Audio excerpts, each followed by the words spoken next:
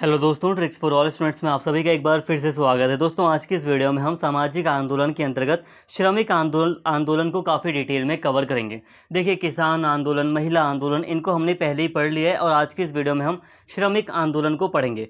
इसके साथ ही दोस्तों एक इन्फॉर्मेशन आपको दूंगा, जो आपके इंडियन गवर्नमेंट एंड पॉलिटिक्स का जो चैप्टर 9 है, हो सकता है पॉसिबल ना हो मैं वीडियोस ला पाऊँ। ठीक है, टाइम भी कम है मेरे पास और कुछ वर्क है। और जहाँ तक मैं मानता हूँ, अगर आपने 8 यूनिट भी पढ़ ली हैं तो आपका एग्ज़ाम पूरी अच्छे तरीके से हो जाएगा। और यही कहूँगा, पहले आप 8 यूनिट कवर करो। 8 यूनिट ही अपने आप में बहुत कुछ हैं, बहुत सारे चैप्टर्स हैं, बहुत सारी वीडियोज़ हैं। आप पहले इन्हीं को अच्छे से कवर कर लो, उसके बाद आप 9 यूनिट की सोचना। अगर आप लोग चाहें तो 9 यूनिट को अपने आप पढ़ सकते हैं आप, लेकिन फिर भी अगर पॉसिबल हुआ तभी लाऊंगा वीडियो। बाकी अभी मैं अपने अकॉर्डिंग बताऊं तो थोड़ा पॉसिबल नहीं लग रहा मुझे कि मैं 9 यूनिट पर अभी वीडियो आपको प्रोवाइड करा पाऊँ। तो यही कहूँगा कि अभी मैंने आपको 8 यूनिट तक ही पढ़ाया है और आप 8 यूनिट तक ही हो सके तो अच्छे से पहले प्रैक्टिस कर लें। उसके बाद अगर आपको टाइम मिले तो आप एक बार खुद स्टडी कर सकते हैं 9 यूनिट। बाकी अगर मुझे टाइम मिल गया तो मैं ट्राई करूँगा चैप्टर 9 या जो 9 यूनिट है उस पर वीडियो लाने का, लेकिन थोड़ा पॉसिबल अभी नहीं है मेरे हिसाब से। ठीक है, मेरे लिए। तो यहाँ तक हमने थोड़ी सी मैंने आपको जानकारी दी। बाकी मुद्दे पर आते हैं। यहाँ पे बात करते हैं श्रमिक आंदोलन की। इतना याद रखना, सामाजिक आंदोलन से आपके एग्जाम में क्वेश्चन आएगा ही आएगा। तो चाहे वो एक मेन क्वेश्चन आए, मेन क्वेश्चन भी आ सकता है एक, और साथ में शॉर्ट नोट्स के रूप में भी आ सकते हैं पॉइंट। तो इम्पॉर्टेंट है, ध्यान देना। किसान आंदोलन, महिला आंदोलन, श्रमिक आंदोलन, सबको एक अच्छे से पढ़ लो आप। आना तय है आंदोलन से क्वेश्चन, और जब आंदोलन से क्वेश्चन आएगा तो आपको लिखना भी पड़ेगा काफ़ी। श्रमिक आंदोलन। पश्चिम तकनीक पर आधारित आधुनिक शक्तिशाली उद्योगों का आगमन भारत में 19वीं शताब्दी में 1950 के मध्य में हुआ। बम्बई और कलकत्ता के आसपास रेलों का जाल बिछाया गया। पहले बम्बई और गुजरात में बड़ौदा तक संपर्क बनाया गया और बाद में कलकत्ता एवं कोयला खनन केंद्र रानीगंज के बीच संपर्क कायम किया गया। पहली कपड़ा मिल की शुरुआत बम्बई में हुई थी। देखिए दोस्तों, यहाँ पे कुछ बातें नॉर्मली हैं, यहाँ पर कुछ बातें आपको समझनी भी हैं और साथ में याद भी करनी है। समझ में तो आसानी से वैसे आ ही जाएंगी, यहाँ पे सिंपल सी बातें हैं। यहाँ पर एक चीज़ ध्यान देना, जो श्रमिक हैं, ये जो श्रमिकों का मतलब भारत में जो उत्थान हुआ, ये जो कामगार वर्ग का उदय हुआ, वो अगर हम बात करें तो पश्चिमी पद्धति पर आधारित है। आज के टाइम पर जो हम देख रहे हैं, तो ये जब औपनिवेशिक काल था उसी समय से इसकी शुरुआत हो गई थी। अगर हम बात करें औपनिवेशिक काल से पहले की, जब अंग्रेज़ नहीं आए थे, तो उस समय कैसे लोग रहते थे, क्या काम करते थे। तो देखिए दोस्तों, पहले कोई फैक्ट्रियाँ नहीं होती थी। ये जो कामगार वर्ग वगैरह हैं, ये फैक्ट्रियों से निकले हैं। ये फैक्ट्रियों के सिद्धांत के अंतर्गत आते हैं कि एक फैक्ट्री होती है, एक मालिक होता है, 2 मालिक होता है, 4-5 लोग मतलब बस होते हैं मेन, और उसके बाद हज़ारों की संख्या में, कई सौ की संख्या में कामगार वर्ग, एक श्रमिक वर्ग काम करता है। तो ये किसके अंतर्गत हुआ? ये फैक्ट्रियाँ वगैरह स्थापित करने का जब चलन शुरू हुआ तब जाके ये सारी चीज़ें सामने आई। बाकी अगर मैं बात करूँ औपनिवेशिक काल से पहले की, तो लोग थोड़ा अलग तरीके से थे। जैसे कि कई लोग किसान के रूप में काम कर रहे थे, खेतीहर मजदूर थे, या आप यूँ भी कह सकते हैं कि ज़्यादातर लोग शिल्पकार थे, अपना खुद का ही काम कर रहे थे। तो कई लोग ऐसे भी थे। तो मतलब स्पष्ट रूप से पहले कोई संगठन नहीं था मजदूरों का या श्रमिकों का। लेकिन जब भारत में बात करें, तो जब भारत में अंग्रेज़ों के द्वारा जो फैक्ट्रियाँ वगैरह स्थापित की गई, पश्चिमी चलन जब शुरू हुआ, तो इसके अंतर्गत कई सारा एक बहुत बड़ी जो पब्लिक थी वो श्रमिक के रूप में सामने आई। और इसी के चलते श्रमिक आंदोलन भी, यानी कि मजदूर आंदोलन या श्रमिक आंदोलन भी, कामगार आंदोलन भी भारत में देखे गए। अब क्या चीज़ें कैसे रही, तो यहाँ पे एक बात तो आपको समझ में आ गई कि पश्चिमी तकनीक पर आधारित जो उद्योगों पर ये जो आधारित ये जो श्रमिक वर्ग था, ये भारत में 19वीं शताब्दी की शुरुआत में मतलब काफ़ी अच्छे से देखा गया था इसको। इसके साथ ही ये जो उद्योग वगैरह हैं, इसकी अगर हम बात करें तो बम्बई में, कलकत्ता में, यहाँ पे मुख्य रूप से ये उद्योग लगाए गए थे। साथ में जो गुजरात का एरिया है स्पेशली, यहाँ पर भी ये उद्योग लगाए गए थे।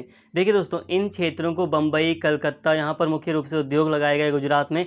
साथ में ही उद्योग इसलिए भी लगाए जा रहे थे क्योंकि इन क्षेत्रों को आपस में जोड़ा जा रहा था, रेल लाइनें वगैरह बिछाई जा रही थी, अच्छे से इनको जोड़ने का भी प्रयास किया गया था। पहली कपड़ा मिल की बात करें तो बम्बई में इसकी शुरुआत 1855 में हुई थी। सामान्य बातें हैं। लगभग उसी अवधि में कलकत्ता में जूट का कारखाना स्थापित किया गया। 20वीं शताब्दी के आरंभ तक औद्योगिकीकरण यानी कि इंडस्ट्रियलाइजेशन का विस्तार प्रमुख रूप से सूत एवं जूट तक ही सीमित था। देखिए दोस्तों, जूट क्या होता है? जूट मतलब आपने कई बार बोरे देखे होंगे, ब्राउन रंग के बोरे देखे होंगे जिसमें कई तरह की सब्जियां वगैरह आती हैं, ठीक है, बोरे वगैरह देखे होंगे, तो वो जूट से बनता है, पटसन से बनता है, ठीक है। तो ये सारी चीज़ें हैं। सूत आप जानते हैं, जो सूती कपड़ा होता है वो। तो अगर हम बात करें 20वीं शताब्दी तक के आरंभिक दशक तक की अगर हम बात करें, तो जो 20वीं शताब्दी का जो आरंभिक दशक था वो मुख्य रूप से उसमें बात करें तो उसमें सूत मतलब कपड़ा उद्योग प्रमुख था। इस अवधि में बड़े पैमाने पर चाय, भारत के कॉन्टेक्स्ट में बात हो रही है, इस अवधि में बड़े पैमाने पर चाय की खेती भी शुरू हो गई थी, परंतु इस काम में लगाए गए श्रमिकों को सामान्यतः गैर औद्योगिक श्रमिक ही समझा जाता था। इसके साथ ही बात की जाए दोस्तों, तो देखिए सिंपल सी बात है, जो श्रमिक उद्योगों में काम कर रहे थे उन्हें ही मुख्य रूप से औद्योगिक श्रमिक माना जाता था। इसके अलावा जो चाय बागानों वगैरह में जो काम कर रहे थे व्यक्ति कई सारी संख्या में, उनको इतना ज़्यादा श्रमिक के रूप में मान्यता नहीं मिल रही थी। सूती वस्त्र उद्योग का बंबई में विस्तार किया गया तथा इसका विस्तार अन्य केंद्रों में भी किया गया, जैसे कि गुजरात में अहमदाबाद, महाराष्ट्र का शोलापुर एवं नागपुर और उत्तर प्रदेश में कानपुर तक। तो ये बातें बिल्कुल स्पष्ट हैं कि सूती वस्त्र उद्योग कई शहरों में स्थापित किए गए, जैसे कि बम्बई में विस्तारित किया गया इसको। कुछ अन्य केंद्र भी स्थापित किए गए, जैसे कि गुजरात में और महाराष्ट्र के कुछ, बम्बई से बाहर कुछ मतलब महाराष्ट्र का जो शोलापुर है वहाँ पर, नागपुर में, उत्तर प्रदेश के कानपुर में भी सूती वस्त्र उद्योग लगाए गए। 1914 में 264 सूती कपड़ा मिलों में 2,60,000 श्रमिक कार्यरत थे। बंगाल में 1912 में 2 लाख श्रमिकों को 60 जूट के कारखानों में काम मिला। 1914 तक रेलवे में लगभग 6 लाख लोग काम पर लगाए गए। 1911 में आरंभ जमशेदपुर में लोहा एवं इस्पात उद्योग औद्योगिक विकास की एक बहुत बड़ी उपलब्धि थी, हालांकि इसमें अधिक श्रम बल को काम नहीं मिला। इसके अतिरिक्त 1910 में लगभग 1.5 लाख श्रमिकों को खानों में, माइनिंग्स में तथा 7 लाख श्रमिकों को बागानों में लगाया गया।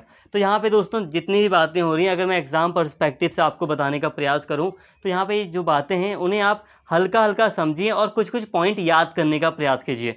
जैसे कि मैंने आपको इतना समझाया, लेकिन इतने में बस आपको कुछ ही बातें पॉइंट याद करने हैं। मुख्य रूप से आप कुछ पॉइंट याद कर लो शॉर्ट करके, जैसे कि पश्चिमी तकनीक पर आधारित जैसे ही आधुनिक उद्योग वगैरह स्थापित किए गए, वैसे ही एक बड़ा श्रमिक बल भारत में देखने को मिला, ठीक है। और जो उद्योग वगैरह स्थापित किए गए वो मुख्य रूप से बम्बई, गुजरात और कलकत्ता वगैरह में उद्योग वगैरह स्थापित किए गए थे। साथ में कई जगह दूसरे केंद्रों में भी कुछ उद्योग लगाए गए थे। और जो उद्योग थे मुख्य रूप से सूती कपड़ा जो उद्योग था, सूती वस्त्र एवं जूट जो उद्योग था वो मुख्य रूप से फैला हुआ था।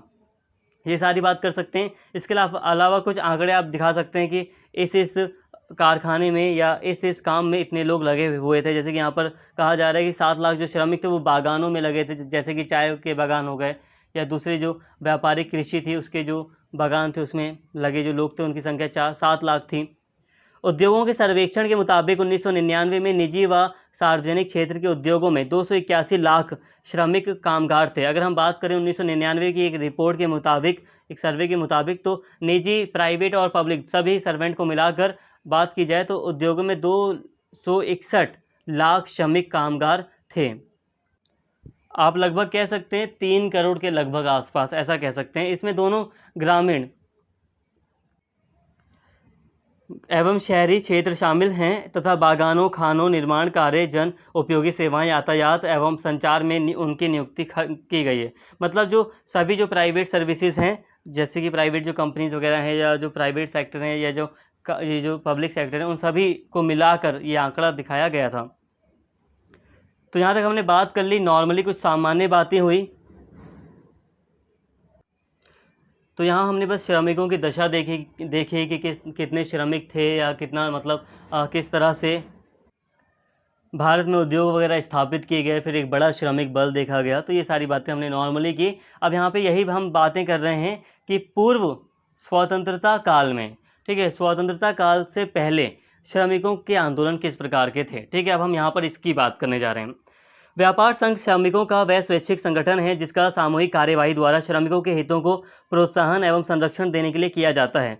20वीं शताब्दी के आरंभिक दशक में भारत में व्यापार संघ आंदोलन का जन्म हुआ, जिसके बीच 19वीं शताब्दी के अंतिम चतुर्थांश में ही उत्पन्न हो गए थे। चतुर्थांश मतलब होता है एक चौथाई, जैसे कि एक शताब्दी में होते हैं 100 साल, तो एक चौथाई चतुर्थ अंश का मतलब हुआ 25 साल का। तो लगभग 1875 में 19वीं शताब्दी का 19वीं शताब्दी के अंतिम चतुर्थ अंश में मतलब ये हुआ कि 1875 के आसपास एहसास हुआ था कि श्रमिकों का अपना एक संघ होना चाहिए, जिसको आगे चलकर 20वीं शताब्दी में मतलब 1900 के बाद आगे चलकर 1900 के बाद स्थापित किया गया व्यापार संघ श्रमिकों का बनाया गया। यह श्रमिक जो व्यापार संघ है श्रमिकों के हितों में बनाए गए।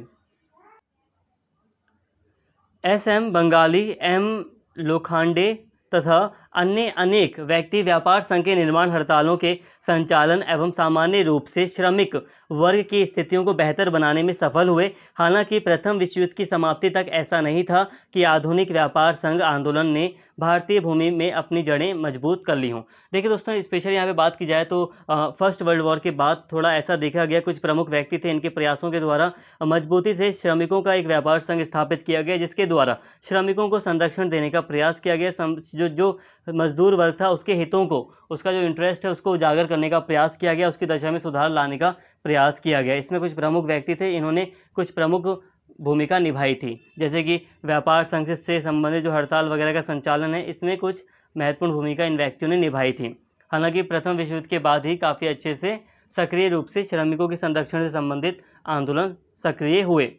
1920 के दशक में प्रथम विश्व युद्ध के तत्काल बाद भारतीय श्रमिक वर्ग ने रियायतों, उच्च वेतन एवं कार्य स्थिति में सुधार के लिए हड़ताल की प्रभावकारिता का अनुभव किया। विभिन्न हड़तालों की श्रृंखला की उद्घोषणा कर दी गई। 1920 के दशक में अगर हम दोस्तों बात करें, 1920 के दशक का मतलब है 1920 और 1930 तक का जो समय है, इस समय बात करें तो इस समय कई सारे हड़तालें देखी गई मजदूरों के द्वारा।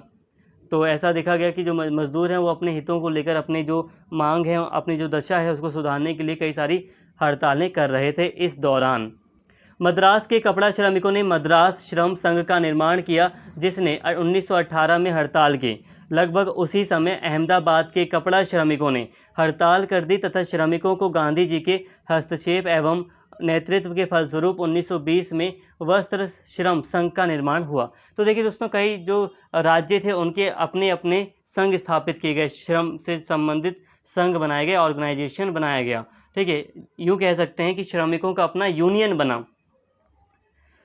इसी काल में अन्य महत्वपूर्ण हड़ताल 1920 में जमशेदपुर में टिस्को मतलब है Tata iron and steel corporation या कंपनी श्रमिकों ने की। इसके अतिरिक्त बम्बई, नागपुर, कलकत्ता और अन्य स्थानों पर भी अनेक हड़तालें की गई, जिसने संघों को जन्म दिया। 1920 के दशक की शुरुआत बड़ी संख्या में हड़तालों के साथ हुई। तो देखिए दोस्तों, यहाँ पे कई सारी हड़तालें आपको दिखाई गई, जिसमें आप देखेंगे कि गांधी जी ने भी एक नेतृत्व प्रदान किया था। गांधी जी ने भी अहमदाबाद में श्रमिकों को अपना नेतृत्व दिया था। इसके साथ ही हम देखते हैं जमशेदपुर में भी आंदोलन होते हैं, हड़तालें होती हैं श्रमिकों की। इसके अलावा बम्बई में, नागपुर में, कलकत्ता, नागपुर महाराष्ट्र में ही हैं, अन्य स्थानों पर भी अनेक हड़तालें की जाती हैं, जो मजदूरों के जो यूनियन होते हैं उनके द्वारा, लेबर यूनियन के द्वारा। 1920 के दशक की शुरुआत बड़ी संख्या में हड़तालों के साथ हुई। तो इस तरह हम देख रहे हैं 1920 के दशक में कई सारे लेबर यूनियन द्वारा हड़तालें की गई थी। सरकारी आंकड़ों के अनुसार 1921 से में 396 हड़तालें हुई, जिसमें 6 लाख श्रमिकों ने भाग लिया। 1947 में यह संख्या शिखर तक पहुंच गया। उस अवधि में 1811 हड़तालें हुई, जिसमें 1840,000 श्रमिक शामिल हुए। मतलब 18,40,000 श्रमिक शामिल हुए। देखिए यहाँ पे कहा जा रहा है कि 1947 तक के ये जो बीच का समय, इसमें ये आंकड़ा प्रस्तुत किया गया कि मतलब 1921 से लेकर 1947 के बीच इतने बड़े मतलब हड़तालें वगैरह हुई थी। 1947 से 1960 के बीच की अवधि में हड़तालों की संख्या में गिरावट आई। हालांकि 1960 और 1970 के दशक में हड़तालों एवं तालाबंदी के साथ साथ संघर्षों की संख्या भी बढ़ी है। देखिए दोस्तों, आज़ादी की जब हम तुरंत बात करें तो थोड़ी गिरावट आई। आज़ादी के बाद हम बात करें तो हड़तालें थोड़ी कम हो गई, काफ़ी कम हड़तालें हुई, लेकिन फिर 1960 के दशक में 1970 के दशक में फिर से हड़तालें शुरू हुई और संघर्ष भी देखा गया। इसके साथ ही इन हड़तालों की सफलता का कारण अनेक संघों का निर्माण था। 1920 में श्रमिकों के हितों का प्रतिनिधित्व करने एवं श्रमिकों के हितों में समन्वय स्थापित करने के साथ साथ देश के सभी श्रम संगठनों के कार्यकर्ताओं के बीच समन्वय स्थापित करने के लिए अखिल भारतीय व्यापार संघ Congress, all India trade union Congress AITUC की स्थापना की गई। इसके साथ ही दोस्तों अगर हम बात करें तो ये जो हड़तालें थी वो काफ़ी हद तक सफल भी देखी जा रही थी। कई बार ये हड़तालें जो थी वो काफ़ी हद तक सफलता हासिल कर रही थी। इसके साथ ही यहाँ पे बात की जाए तो 1920 की दशक में जो हड़तालें हो रही थी वो अलग अलग राज्यों में हो रही थी। मद्रास का यूनियन अपनी हड़ताल कर रहा था, हैदराबाद में जो श्रमिक यूनियन था वो अपनी अलग हड़ताल कर रहा था। तो इन सबको एकजुट करने के लिए और सरकार पर थोड़ा दबाव भी डालने के लिए, क्योंकि जो कांग्रेस पार्टी थी, जो प्रमुख जो नेता थे वो चाह रहे थे ना कि हम हर चीज़ को आज़ादी से जोड़ दें ताकि हम सरकार पर थोड़ा दबाव बढ़े और आज़ाद भारत जल्द से जल्द हो जाए।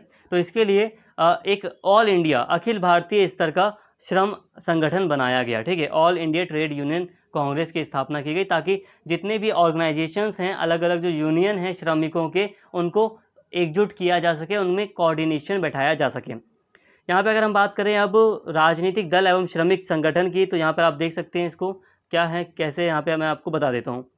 राजनीतिक दल एवं श्रमिक संगठन स्वतंत्रता एवं विभाजन के साथ देश में बेरोजगारी की समस्या तीव्र हो रही थी। राष्ट्रीय सरकार द्वारा श्रमिकों के लिए बेहतर वेतन, संरक्षण, सेवा स्थितियों एवं सुविधाओं की उच्च आकांक्षाएं धुंधली पड़ती जा रही थी। देश भर में हड़तालों की श्रृंखला शुरू हो गई और इस अवधि में जितने अधिक कार्य दिवसों की हानि हुई उतनी देश के आंकड़ों में कभी दर्ज नहीं की गई। इस काल में देश में 3 केंद्रीय संगठनों की शुरुआत से व्यापार संघ में विच्छेद का स्तर और भी गंभीर हो गया था। अखिल भारतीय श्रम संघ कांग्रेस की शुरुआत, हालांकि इसकी शुरुआत पहले हो चुकी थी, यहाँ पे अलग से थोड़ा बात की जा रही है, 1947 में हुई तथा इस पर मतलब इसने जो एक्शन लेना शुरू किया 1947 में शुरू हुआ इसका एक्शन लेना बड़े पूरे देश के स्तर पर, और इस पर कांग्रेस पार्टी का नियंत्रण था। प्रजा समाजवादी पार्टी ने 1948 में हिंद मजदूर सभा की स्थापना की तथा कुछ अतिवादियों द्वारा 1949 में संयुक्त व्यापार संघ कांग्रेस की स्थापना की गई। अब यहाँ पे बात को समझिए। देखिए दोस्तों, ये जो टाइम था जिसमें मैंने आपको बताया 1947 तक का जो टाइम था जब हड़तालें बहुत ज़्यादा हुई थी, तो इसमें बहुत समय तक हड़तालें लंबी लंबी चली थी और ऐसे में बहुत सारी छुट्टियाँ हुई थी, मतलब बंद कर दिया गया था, कई सारे जो काम थे उनको रोक दिया गया था क्योंकि बेरोजगारी बढ़ रही थी और कई तरह की समस्याएं थी। सही वेतन नहीं मिल रहा था, श्रमिकों की मतलब संरक्षण सही सा अवेलेबल नहीं था, श्रमिकों के पास भी कोई सही संरक्षण नहीं था। तो इन सब चीज़ों के कारण काफ़ी ज़्यादा हड़तालें इस काल में हुई थी। और 1947 के बाद भी अगर मैं बात करूं दोस्तों, तो 1947 के बाद भी इन्हीं मुद्दों को लेकर कई सारी हड़तालें हुई थी।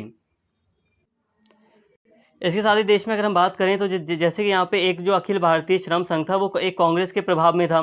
ठीक है, इसलिए ये जो संघ था इसके अलावा 2 और भी संगठन बनाए गए हैं 1947 के बाद, जैसे कि 1948 में हिंद मजदूर सभा बनाई गई थी। ठीक है, जो समाजवादी जो पार्टी थी उसके द्वारा एक दूसरी सभा बनाई गई थी मजदूरों के लिए, श्रमिकों के लिए, और एक कुछ दूसरे अतिवादी लोग थे कुछ, और उनके द्वारा संयुक्त व्यापार संघ बनाया गया। तो इस तरह आप 3 देख सकते हैं, एक ये हो गया, एक ये हो गया और एक ये हो गया। तो ये 3 संगठन मुख्य रूप से आज आप भारत में देखोगे, ये प्रमुख रूप से श्रमिकों के लिए कुछ संघ हैं, कुछ लेबर यूनियन हैं प्रमुख पूरे देश के स्तर पर। और यहाँ पे एक चीज़ ध्यान देना, ये तीनों के तीनों एक दूसरे, ऐसा नहीं कि तीनों के तीनों एक दूसरे का साथ देते हों, इन तीनों के अपने अलग विचार हैं, अलग दृष्टिकोण हैं और अलग तरह से ये लोग चलते हैं। ठीक है, इनका अपना अलग विचार है, अपनी अलग पार्टी से संबंधित हैं तो इनका अपना अलग दृष्टिकोण होता है। ऐसा भी समझ सकते हैं कि जब कांग्रेस पार्टी सत्ता में हो तो जाहिर सी बात है जो अखिल भारतीय संघ कांग्रेस का समर्थक है तो वो वहाँ उस समय बहुत कम हड़ताल करे, ऐसी कई संभावनाएं भी हो सकती हैं ना। तो इसलिए अलग अलग संगठन हैं, अलग अलग अपने उनके विचार हैं, अपनी तरह से ये काम करते हैं। श्रमिक आंदोलन और स्वतंत्रता संघर्ष। तो देखिए दोस्तों, अगर हम बात करें श्रमिक आंदोलन की स्वतंत्रता संघर्ष के कॉन्टेक्स्ट में, तो देखिए श्रमिकों ने स्वतंत्रता में बहुत बड़ी भूमिका निभाई है।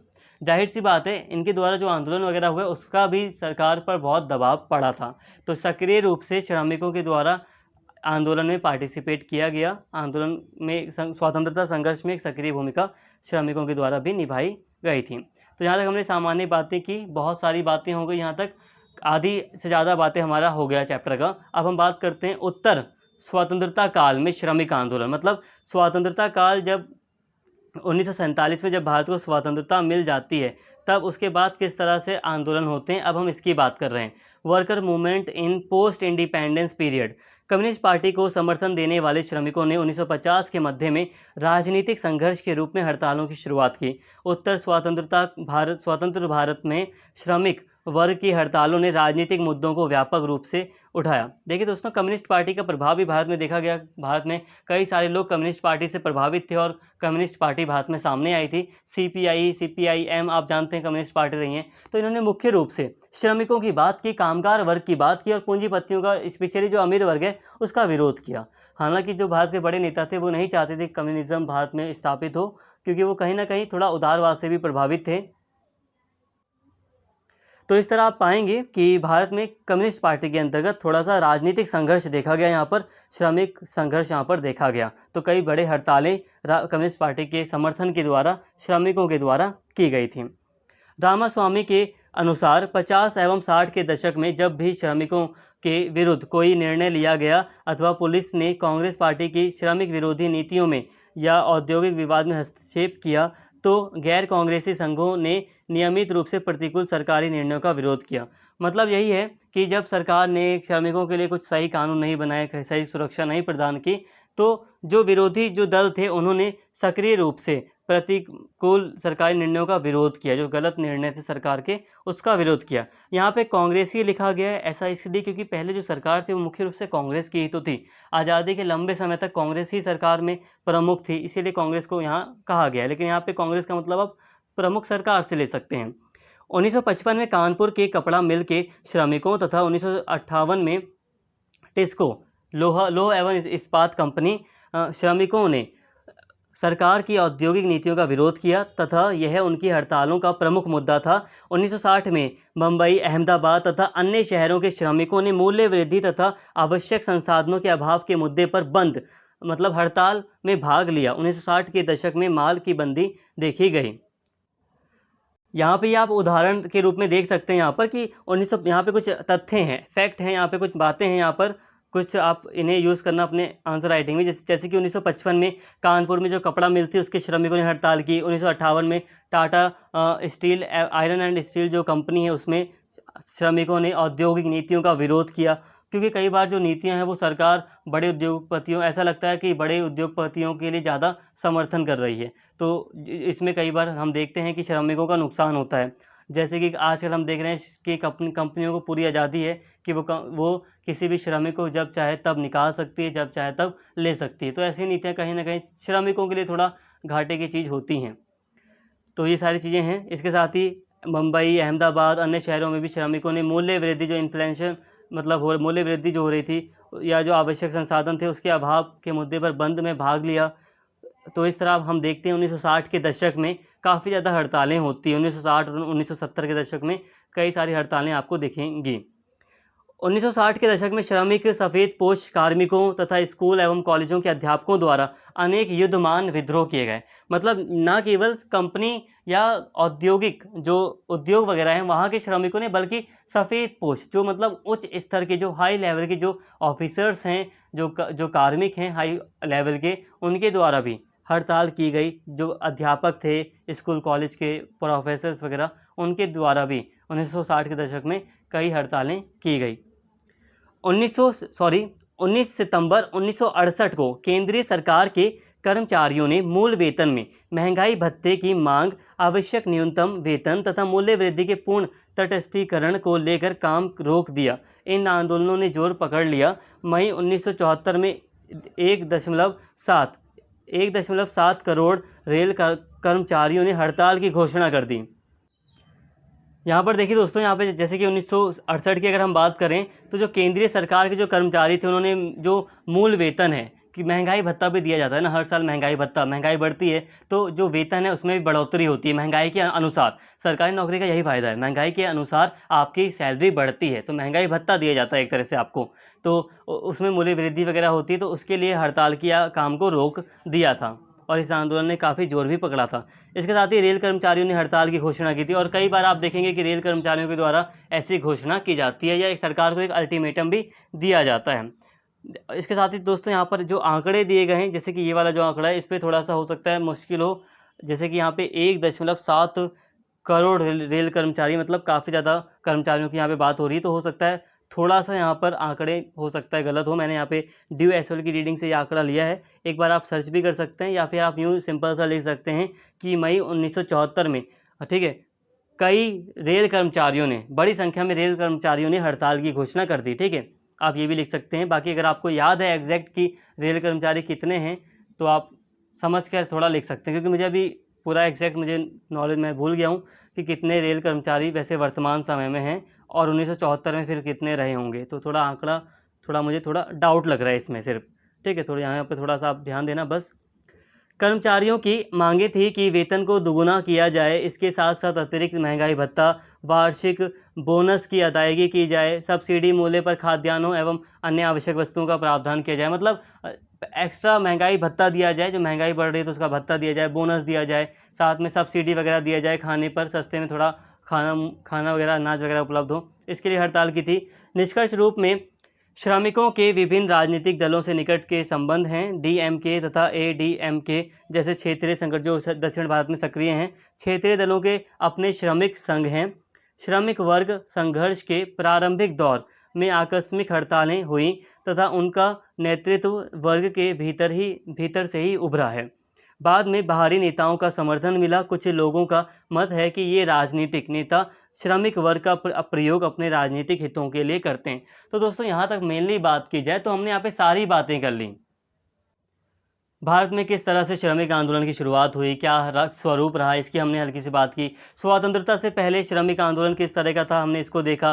स्वतंत्रता के बाद श्रमिक आंदोलन कैसा था, राजनीतिक दल से किस तरह से जुड़ा रहा श्रमिक आंदोलन, इसको हमने समझा। और फिर ये सारी बातें हमने समझ ली हैं और अंत में बस यही कहा जा रहा है कि जो श्रमिक आंदोलन है मुख्य रूप से ये कई सारे राजनीतिक दलों से भी जुड़े रहते हैं।